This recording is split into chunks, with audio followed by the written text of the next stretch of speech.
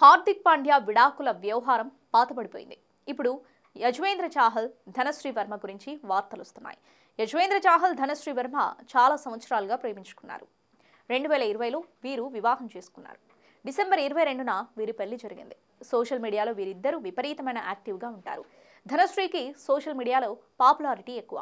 పైగా ఆమె వెస్ట్రన్ వేర్లో కనిపిస్తూ ఉంటారు. ఆమె పార్టీ యానిమల్ కూడా. అయితే మొన్నటి డిసెంబర్ 22న వివాహ దినోత్సవ సందర్భంగా అటు చాహల్, ఇటు ధనశ్రీ ఒకరికొకరు శుభాకాంక్షలు తెలుపుకోలేదు.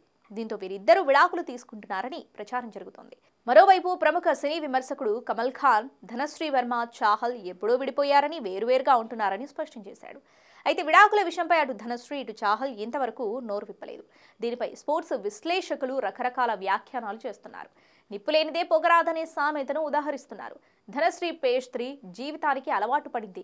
ఆమె అల్ట్రా మోడర్న్ గర్ల్ లాగా ఉంటుంది. అది చాహల్కు నచ్చడం లేదు. అందువల్లే విడాకులు తీసుకున్నాడు కావచ్చు. ఇక ధనశ్రీ ఆహారంపై అనేక సందర్భాల్లో చాహల్ అసంతృప్తి వ్యక్తం చేశాడు. అయినప్పటికీ ధనశ్రీ పట్టించుకోలేదు. పైగా ఆమె అదే ధోరణి కొనసాగించింది.